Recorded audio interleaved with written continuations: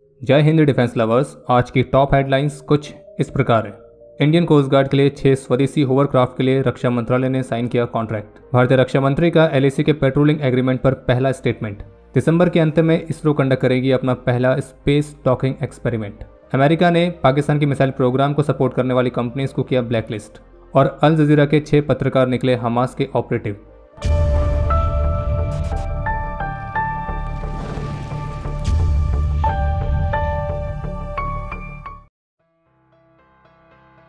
और 24 अक्टूबर को भारतीय रक्षा मंत्रालय ने इंडियन कोस्ट गार्ड के लिए 387.44 करोड़ रुपीस की कीमत पर करीब 6 एयर कुशन व्हीकल्स की खरीद के लिए चोगुले एंड कंपनी प्राइवेट लिमिटेड के साथ औपचारिक रूप से कॉन्ट्रैक्ट साइन किया है। ये जो एयर कुशन व्हीकल्स हैं ACVs, जिन्हें होवरक्राफ्ट भी कहा जाता है, तो इनकी खरीद बाय इंडियन कैटेगरी के तहत की जाएगी। यानी कि इनमें कम से कम 50% तक का स्वदेशी कंटेंट रहेगा। और ऐसा पहली बार होगा जब ये होवरक्राफ्ट भारत में ही स्वदेशी तौर पर मैन्युफैक्चर होंगे। और इस परियोजना से इंडियन इंडस्ट्रीज की जो टेक्निकल एक्सपर्टीज हैं तो उन्हें भी महत्वपूर्ण तरीके से बढ़ावा मिलेगा। बाकी जो ACVs हैं इन्हें मल्टीपर्पज मैरीटाइम रोल्स जैसे कि high speed coastal patrolling, reconnaissance, interception, search and rescue operations और किसी संकट में फंसे शिप्स या क्राफ्ट्स की मदद के लिए, तो इस तरह के अलग अलग रोल्स में ये होवरक्राफ्ट या ये ACVs इस्तेमाल होंगी।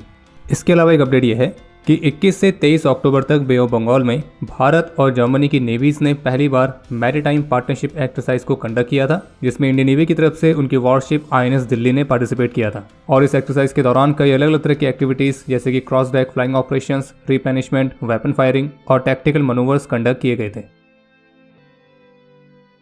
पूर्वी लद्दाख में LAC पर से तनाव को कम करने के लिए जो अभी हाल ही में भारत और चीन के बीच पेट्रोलिंग एग्रीमेंट पर सहमति बनी थी, तो उस पर आज गुरुवार को भारतीय रक्षा मंत्री श्री राजनाथ सिंह की तरफ से स्टेटमेंट आई है, जिसपे उनकी तरफ से कहा गया है कि म्यूचुअल सिक्योरिटी प्रिंसिपल के आधार पर ग्राउंड सिचुएशंस को बहाल करने के लिए एक व्यापक सहमति हासिल कर ली गई है। और भारतीय रक्षा मंत्री की तरफ से ये भी स्पष्ट किया गया है कि इस सहमति में ट्रेडिशनल एरियाज में पेट्रोलिंग और ग्रेजिंग भी शामिल है।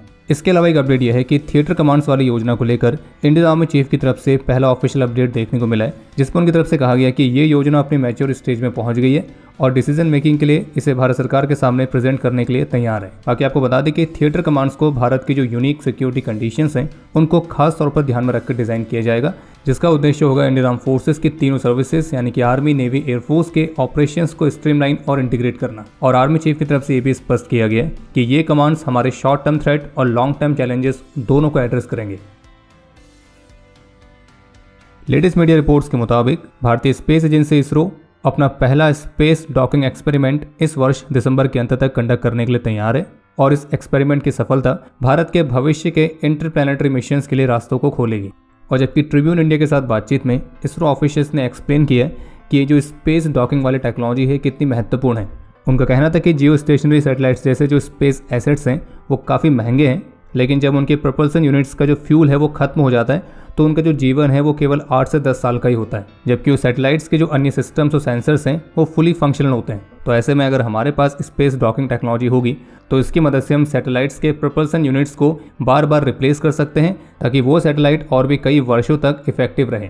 उनका यह भी कहना था कि इंटरप्लैनेटरी मिशंस या फिर स्पेस स्टेशंस को ऑपरेट करने जैसे जो कॉम्प्लेक्स मिशंस होते हैं तो उसमें एक सिंगल स्पेसक्राफ्ट को ज़्यादा मदद नहीं कर सकता है, तो इसलिए हमें एक से ज़्यादा व्हीकल की ज़रूरत होती है और इसलिए इसके लिए डॉकिंग और बर्थिंग वाली टेक्नोलॉजी क्रूशियल है। और स्पेस डॉकिंग का आसान शब्दों में मतलब हुआ कि एक ऐसी प्रोसेस जिसमें आप स्पेस में दो अलग अलग स्पेसक्राफ्ट को फिजिकली आपस में कनेक्ट करते हैं ताकि आप उसे एक सिंगल यूनिट की तरह ऑपरेट कर सकें। और अभी तक इस तरह की जो टेक्नोलॉजी है उसे अमेरिका, रशिया और चीन ने विकसित किया है। आगे बढ़ने से पहले आपको सूचित कर दें कि सितंबर महीने की फ्रंटलाइन मैगजीन लॉन्च हो चुकी है, जिसमें आपको national, international, sports, science, tech इस तरह के सभी महत्वपूर्ण क्षेत्र के लेटेस्ट करंट अफेयर्स मिलते हैं। और फर्स्ट 100 बायर्स के लिए ये जो मैगजीन है ये मात्र 11 रुपये में उपलब्ध है और आप इसे हमारी ऑफिशियल वेबसाइट या फिर ऑफिशियल मोबाइल एप्लीकेशन कहीं से भी डाउनलोड कर सकते हैं। लेकिन आप में से जितनों ने भी डिफेंस कॉर्ड की सुपर ऐप पर प्रीमियम सब्सक्रिप्शन ले रखा है तो उन्हें ये मैगजीन अलग से बाय करने की ज़रूरत नहीं है, उन्हें ये उनके सब्सक्रिप्शन के साथ लाइफ टाइम फ्री मिलती है।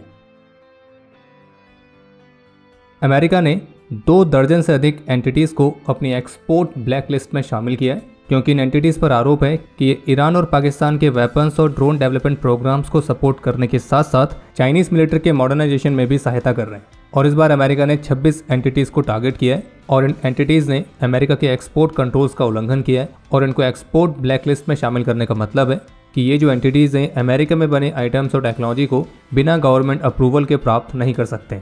ऑफिशियल स्टेटमेंट के मुताबिक चाइना की जिन 6 एंटिटीज़ को ब्लैकलिस्ट किया गया है तो उन पर आरोप है कि वो चाइनीज मिलिट्री के मॉडर्नाइजेशन को सपोर्ट करने के लिए यूएस ओरिजिन के आइटम्स को एक्वायर कर रही थी। और इतना ही नहीं बल्कि यूएस ओरिजिन के आइटम्स का इस्तेमाल ईरान के वेपन्स ऑफ मास डिस्ट्रक्शन और यूएवी प्रोग्राम्स को सपोर्ट करने के लिए भी किया जा रहा था। जबकि इसके रिस्पॉन्स में चीन ने अमेरिका से आग्रह किया है कि वो चाइनीज कंपनीज को टारगेट करने वाले अपने इस अनफेयर मेजर्स को सीज करे। बाकी पाकिस्तान के जिन एंटिटीज़ को ब्लैकलिस्ट किया गया है तो वो पाकिस्तान के बैलिस्टिक मिसाइल डेवलपमेंट प्रोग्राम को सपोर्ट करने में अपनी भूमिका निभा रहे थे और जिसे अमेरिका नेशनल सिक्योरिटी के लिए एक बड़ा थ्रेट मानता है।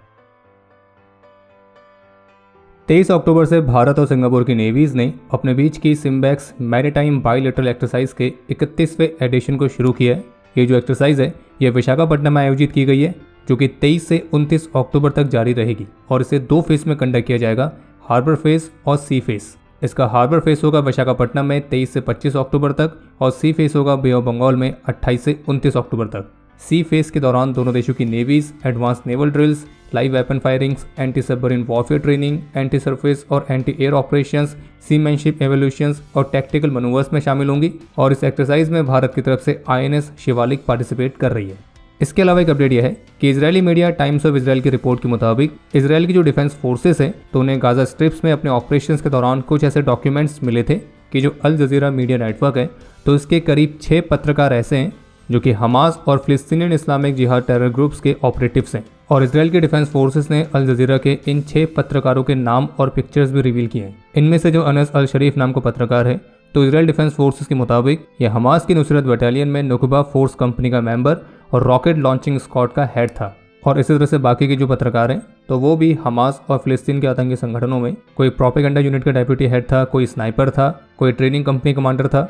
और इजराइल डिफेंस फोर्सेस का कहना है कि ये डॉक्यूमेंट्स इस बात का प्रूफ है कि इस तरह से हमास के कुछ आतंकी कतर की मीडिया नेटवर्क अल जजीरा के अंदर भी शामिल हैं और यही पत्रकार अल जजीरा के माध्यम से हमास के प्रोपेगेंडा को भी फैलाने का काम कर रहे थे। बाकी जो पूरी रिपोर्ट है ये आपको टाइम्स ऑफ इजराइल की वेबसाइट पर मिल जाएगी।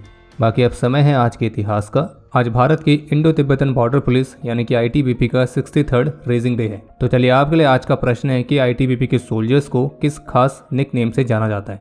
और अब समय है आज के टॉप 3 कमेंट्स का जो ये रहे आपकी स्क्रीन पर।